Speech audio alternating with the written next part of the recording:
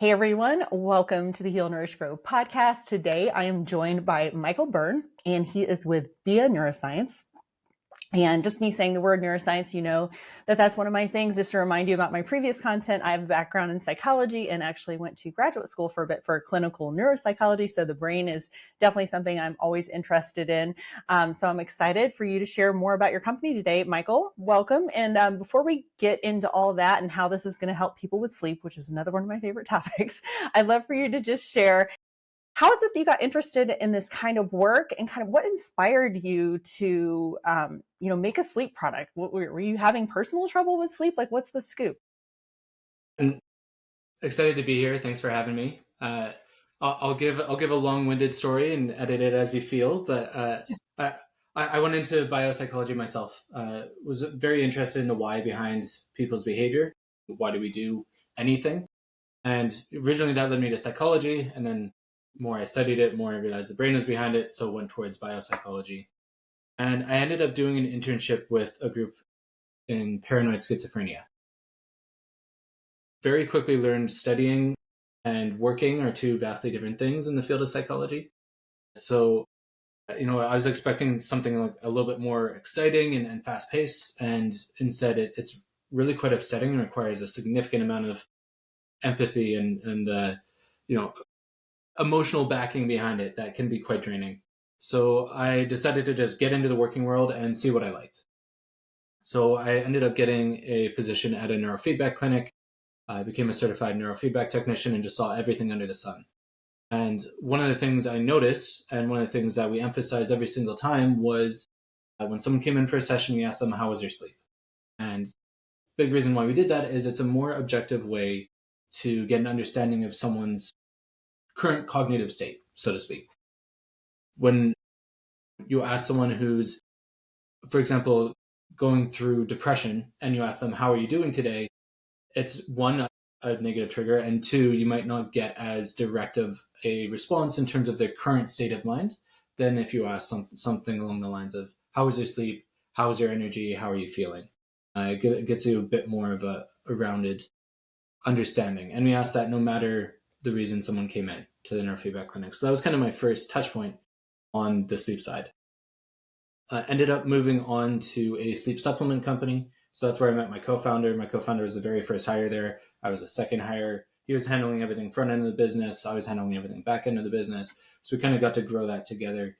And we were selling a natural sleep aid, just a health supplement, a little bit of melatonin, lemon balm, chamomile, so on and so forth.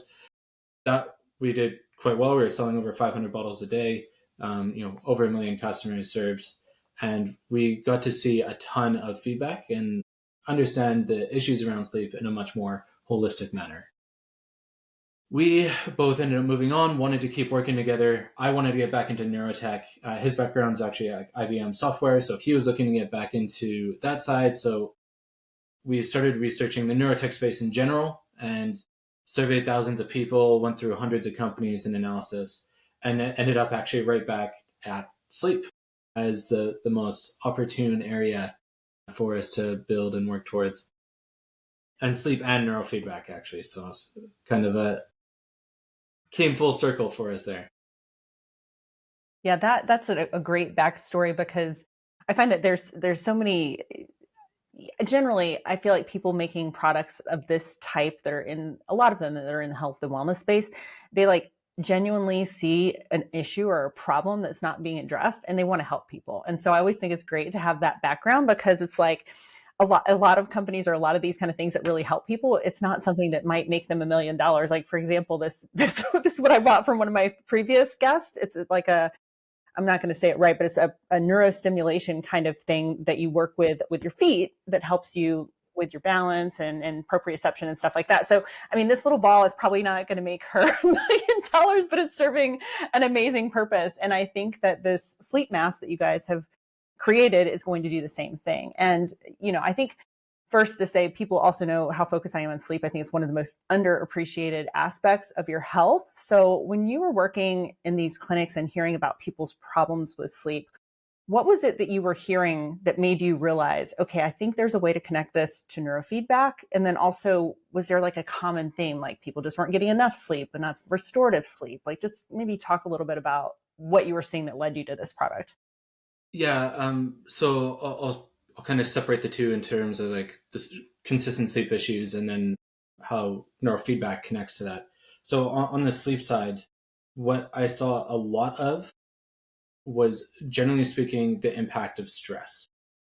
That was like by far the number one impact on sleep, where even it was falling asleep, waking up frequently, not getting enough of that deep restorative sleep.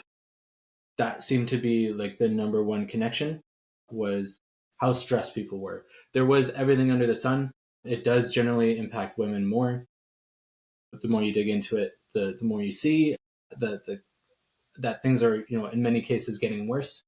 So for one amazing finding was the number of people that are sleep deprived, getting 6 hours or less of sleep, is 4 times, I believe it's 4 times as high as it was in the middle of World War II.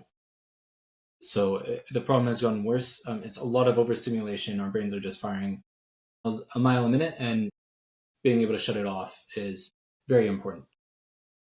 So that kind of brings me to the neurofeedback piece. So essentially, what you're doing with neurofeedback is you look at where the brain currently is, you look at where it wants to go, and then you provide some sort of stimulation, audio, light, haptic. It all varies. We focus mainly on audio to guide you towards that desired state.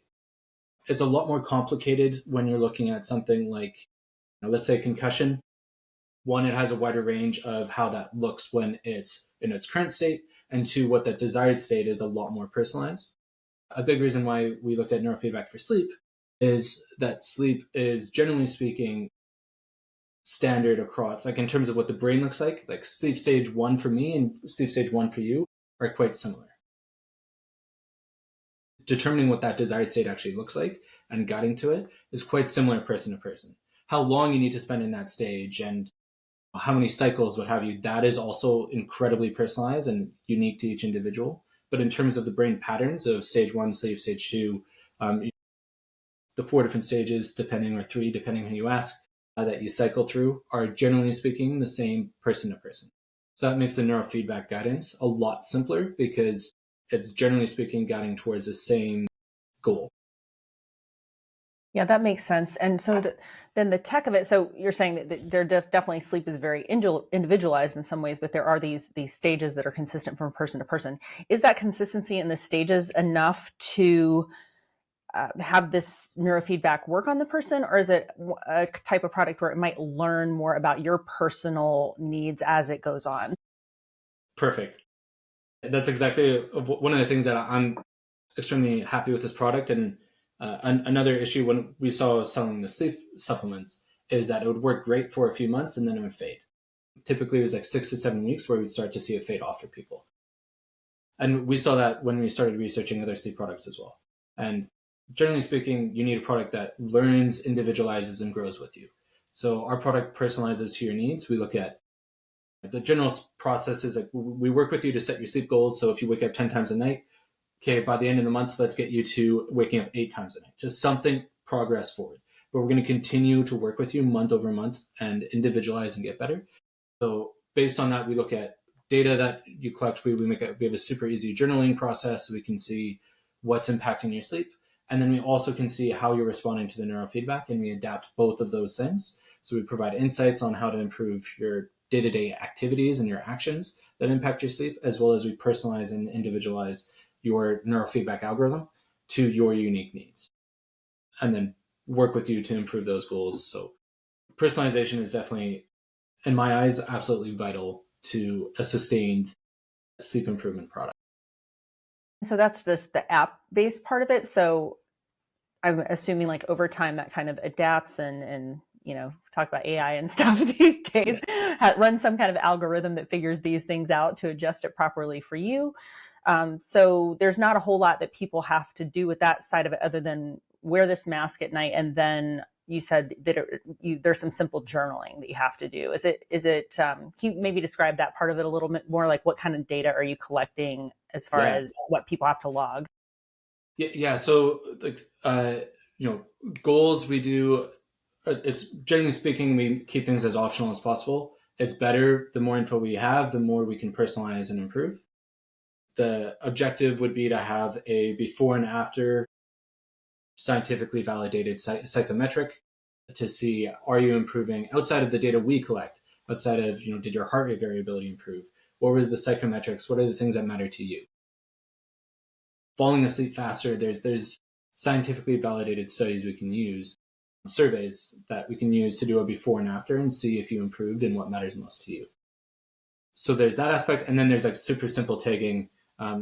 Caffeine. It's kind of like a 1 to 5 scale. It's not like how many coffees and when did, like, it's just slide the scale. How much caffeine did you have compared to normal? When did you exercise and how vigorous it was? Like, we want to make it super simple. You can use like previously stage one, so it's one click to fill in 5, 6 responses. We want to keep it as simple as possible for filling that out. And then the other piece there is, what are we measuring? What does that data look like? So we have 4 different sensors in there. Well, technically 5. One, our key sensor is called FNIRS. So what it's doing is measuring brain activity. So we measure where it matters. Sleep happens in the brain. That's where we want to measure. So what it's looking at is the amount of oxygen your blood is carrying to your brain. And it's more akin to like fMRI, where it's looking at blood flow and activity within the brain. So we're looking at blood flow to your brain, and that is correlated to sleep stages. So based on how much oxygenation and what that pattern is like, we can get a determination of sleep stage. With that, we also get breathing rate, heart rate variability, heart rate, a handful of other metrics. But that's our kind of sensor that we have in the product. Then we have other ones that you see in standard wearables, like IMU, so like movement and head positioning. We're able to capture that activity. We have a temperature sensor. We're working hard on this one. Definitely follow us along if you're looking for a wearable that can measure temperature to 2 decimal places, because most can't do that right now. I know it's definitely incredibly important for women's health. We're working on that as well, as getting to 2 decimal places. And then we have our 4th sensor is a binary microphone.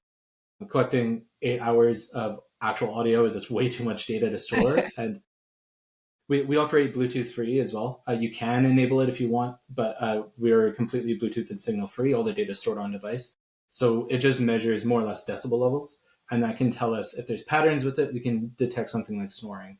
If there was like a loud jump in it, we can be like, okay, whatever, your neighbor slammed the door or car honk, whatever it is. So we can start to connect those to disturbances in your sleep. And we can make that connection and overlap. The 5th sensor is just a light sensor in the mask, so we know if you're wearing it properly and if it's getting 100% blackout. So we combine all that data to get sleep staging as well. Yeah, and because you brought up other wearables, so I have all my wearable. Everybody has all their wearables now, right? Would you say that the proximity to the brain and your head during sleep has any other either benefits or challenges versus something you're wearing on your wrist or your finger or anything like that? I'm curious about that kind of part. Does it make it more accurate in some way, or is it more challenging for the tech?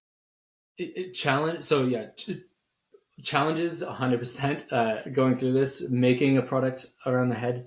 There's a lot more safety regulations, just generally speaking, for you to work with, even if you're just a general wellness product. What qualifies for safety is much, much higher.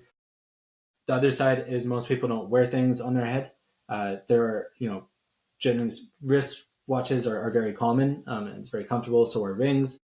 Most people don't wear things on their head. It's why we're doing a sleep mask. It's something people are already familiar with.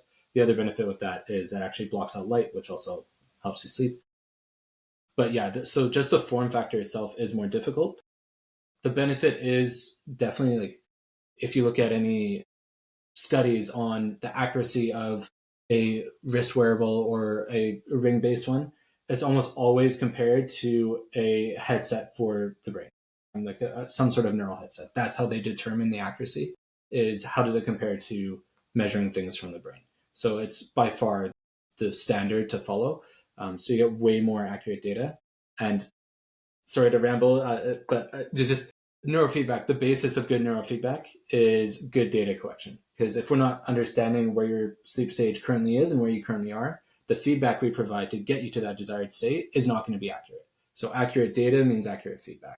Inaccurate data means inaccurate feedback and an ineffective product. So it's really important to get that high quality data and the high quality input from the beginning.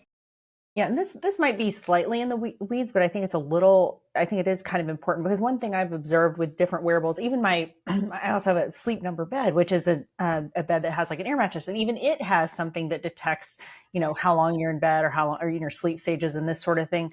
So from what I've read in the past about these is that things like HRV or whatever it is, there's a lot of different ways to choose what algorithms you're using or how it's going to actually calculate those numbers. So a lot of them, what you get on your ring or your watch or your bed or whatever it is, won't be the same. And so I guess my question to you as a person who's developing the technology is what factors did you use to kind of decide how you were going to calculate this data and how that's like matching up with maybe studies that you've read about it and that sort of thing? Yeah, a lot of it does come down to like the method of collection. With us, an important factor is because our tech is all completely contactless. All you feel is the soft inner textile and foam. Everything is either infrared light or it doesn't require immediate skin contact. We had to factor in the distance between where the sensor is and where it's collecting the data from. And we've had to engineer around that quite a bit. It's been a pretty significant challenge to go completely contactless. With something like, a wrist wearable, it has that direct skin contact. So temperature sensors, for example, much easier for them to be able to collect that, much more affordable component as well because they have that direct contact. It's substantially easier. But generally speaking, you kind of have to look at what the studies are out there currently. What have they found in terms of what is accurate and what isn't? Algorithms and processes. A lot of this stuff is actually open source. The scientific community is generally speaking supportive and trying to help each other out. So you can find quite a bit of data out there. And then, of course, we've got a couple partnerships coming up with universities to conduct studies and further validate, as well as further improve. Because as you're saying, it's algorithmic based. So the benefit is even if you've got the hardware down pat, the current sleep staging could be a little bit inaccurate. And the more you study and research it, the more data you collect, the better that can get. Yeah, very cool. And think it's interesting too that it seems that you definitely have everything to a certain level right now. But one thing that's interesting is that you're still in pretty early stages because these units are not shipping yet. And so, what has that process been like? Is it, did you run into some things along the way that like, well, this is taking a little longer than we thought, or it's taking shorter than we thought? I mean, I'm sure it's really interesting developing a product from the ground up, and especially one that has these technical challenges that you've decided. But I think that you described, but I think it's really neat because, obviously, like you said, you have it in the proximity of the place where it's going to be more accurate in that way. But then you have this challenge of not putting sensors on people, which I think is really interesting. So anyway, all that is to say, I appreciate the tech behind it, which is really cool. What's been like the biggest thing is what you mentioned with the lack of sensors being in contact with the skin, one of the major ones, or were there other things that came up too? So there's that aspect of it. And then generally speaking, the form factor. Building a mask, there's so much variability in head shapes and sizes. And because of that, you need variation in softness. So tech inside a sleep mask does also make it far more complicated because we need to get precision to a millimeter accuracy in manufacturing. And we're doing that with foam and textile. Textile is a little bit easier, but we're now having to stitch and cut tiny little holes. But getting the foam to expand into that exact shape is incredibly difficult. It's not just as easy as just cutting a hole out. That has been incredibly difficult, getting that level of precision to a millimeter, while also working with something like foam, where they print this in sheets of length of a football field. And we're getting this much that in terms of manufacturers and businesses, we're not a $10 product, so we're not selling this in massive volumes in terms of the foam. To justify the business with them is also a difficult process to find manufacturers willing to work with smaller quantity on the foam side has been a challenge, but that being absolutely vital to getting that blackout experience, to getting the contactless. FNIRS, you don't want any external light interference. So it's to our benefit to make sure the mask is 100% blackout because it improves our sensor accuracy. With that being said, we need to, again, neurofeedback, the quality of data coming in is the quality of output going out. So we need to make sure we had that 100% blackout no matter the head shape. And that just took a ton of R&D, ton of research, ton of iterations, and we thought we had it nailed and it didn't work out. We thought it had nailed again, didn't work out. So we're finally at that stage where that part seems to be resolved. It's now actually being able to scale this and build it for mass manufacturing to meeting the quality standards we have, various ISO standards. Yeah, and that's what I love, that you guys are so committed to getting this just right and to making sure that you're going to market with a product that works amazing. The tech is there. That's why I kind of want to go into that a little bit, just because that's not something I think people think of very often. But what you're trying to achieve with this, I think, will be really special and really valuable to people. So to go back just to the tech a little bit, you said you do it primarily with audio.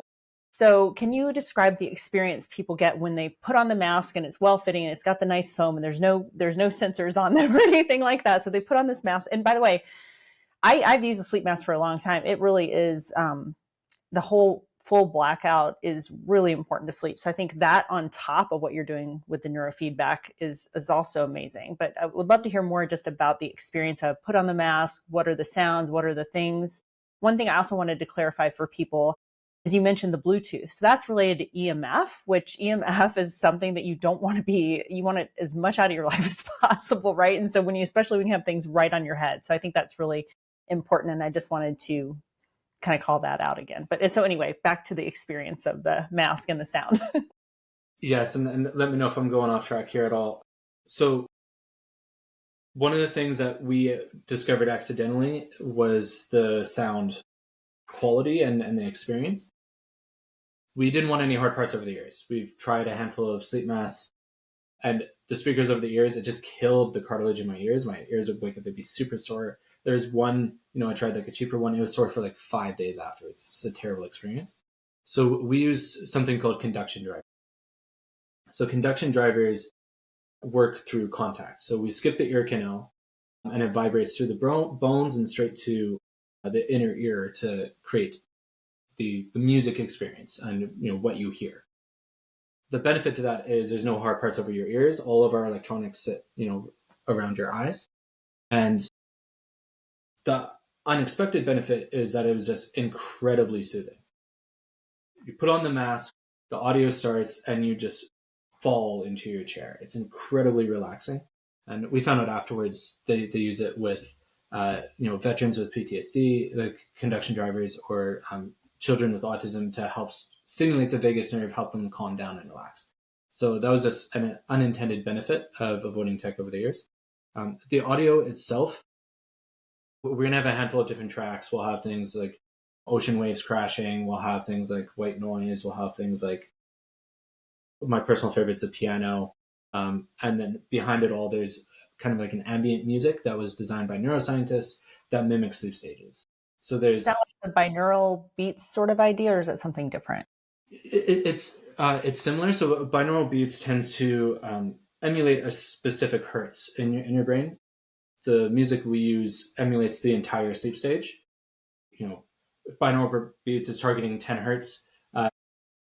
Stage 2 sleep, just for argument's sake, is going to be predominantly 10 hertz range, but it's also going to have some other aspects to it and hit other hertz ranges. Our music hits that entire spectrum of that sound scale. So it's mimicking it. It's like seeing the full sunset instead of just seeing a hint of yellow. You get to see all the colors. We're doing the same thing with our music.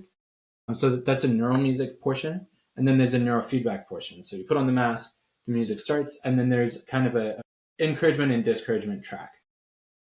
So those are there to teach your brain when it's starting to go towards a more relaxed state, go towards that sleep stage, or when it's moving away from it. And this is all passive. It doesn't require active engagement. Your brain will just start to make these associations across time. So that once it starts to hear that encouragement, it's going to fall asleep faster. It's going to stay asleep. And when it hears the discouragement, it also knows, okay, I'm going in the wrong direction, and get it to switch gears. So since this is neurofeedback, it's kind of encouraging your brain to do these specific stages. So let's say you're a person right now that is getting 30 minutes of deep sleep a night, which would be very poor and not good for your health. And they're relating this to so many things now. Alzheimer's, your brain, the glymphatic system at night cleans your brain of these plaques and tangles that they think are related to dementia. So there's a lot going on when you sleep that's really healthy if you're getting to those stages. So I guess my question is, if say you're a person that's, say, right now getting 30 minutes of deep, like, how does that work? Is the sound programmed to get sort of an optimal amount, 2 hours of deep sleep? Or does it again just learn based on where you're starting now and it starts to increase you, something like that? Yeah, generally speaking, we'll work towards the generic 8 hour window to start, just to be safe, but it's going to learn and adapt to your needs. So in the morning when you wake up, there's two pieces. There's a video game we've made with a game designer that objectively tells us how alert you actually are.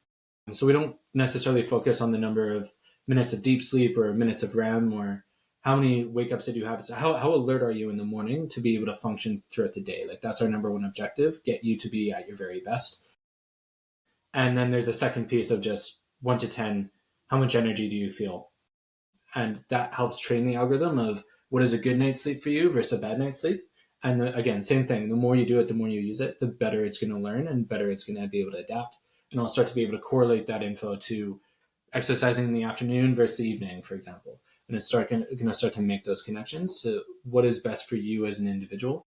But it's going to start with a more generic window as to, for example, I might need 2.5 hours of deep sleep after a day of exercise compared to someone who might need only an hour. It's going to vary individually. So it learns and adapts to that.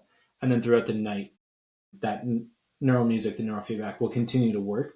So when you get towards that deep sleep, and I know in this instance, it's 2.5 hours and I slept amazing, was fully recovered the next day, it's going to encourage me to stay into that deep sleep for longer so I can get towards that 2.5 hour time frame.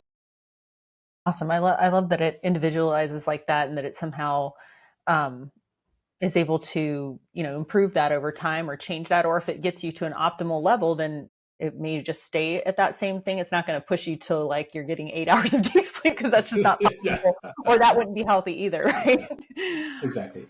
So one of the stats, and I think I just wanted to call this out because one of the stats I read on your website was something to the effect that you could get up to double the amount of deep sleep. Am I remembering that correctly? Correct. Any other, as you've been testing this and learning more about it, and I'm assuming you're probably using this every night yourself, are there any things that you're noticing personally or that you've seen validated throughout your testing that are some improvements besides the deep sleep that people might be interested in? The main thing is going to be the boost in energy.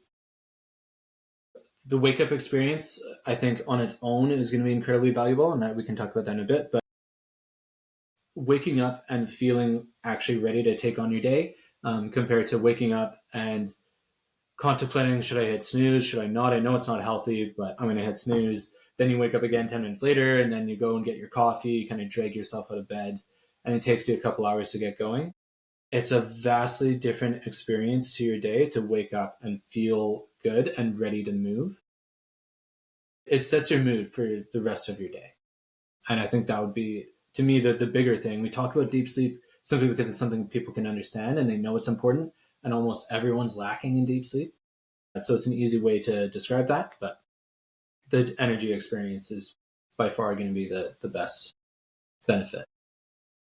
And then what about things like um, sleep duration or REM sleep, or things that people, I think, you're saying, of course, that wake up experience, that would be amazing to wake up like that every day, first of all, because I definitely don't have that myself. But those other aspects of health and that people are hearing about duration, or what improvements or what changes have you seen in those areas? That we see as very subjective person to person. So I wouldn't necessarily specific stats of whatever adding an extra hour of sleep or anything. I wouldn't necessarily focus on any of that. We'd be much more heavily focused on, did you get the right amount of sleep for you? Yes. And then do you also, and this is just, so maybe you wake up feeling pretty ready to take on the day and like you slept pretty well, but then maybe you have afternoon fatigue, or you have you're just like really tired and it's hard for you to make it until the end of your day. Are those some things that are being factored in as well, where you can say, yeah, I woke up amazing, but then I don't know, something still happened where I don't feel like I'm optimized? Yeah, 100%. There's a aspect of it where we look at your chronotype and we look at your behaviors matching to your chronotype. So are you acting in a way that matches your energy schedule? And then if it's something you do shift work, not really your choice, we'll work with you around that, and we'll also provide advice on that, but we're going to work with you to deal with whatever your circumstance is. With that, we have an energy forecast. So we look at where you are now and we kind of forecast where your energy peak is going to be there during the day, when it might slump. And of course, we have a nap mode with it as well to give you kind of that optimal 20, 30-minute nap to get you back onto your feet. Okay, that is very cool, because here's my challenges. First of all, I did have a bad bout with insomnia years ago. And so as a result of that, now I don't care how tired I am, I will not nap, because I just have this fear ingrained of taking a nap and then I don't sleep well that night. And then it becomes this horrible cycle. But I do think there are times where naps are very valuable. There's a lot of research on that. But there's this optimal nap time that they say is, I believe it's 20 to 30 minutes. But my challenge with that has always been, okay, I lay down, it takes me a while to settle. I'm like exhausted, but it takes me a while to settle down.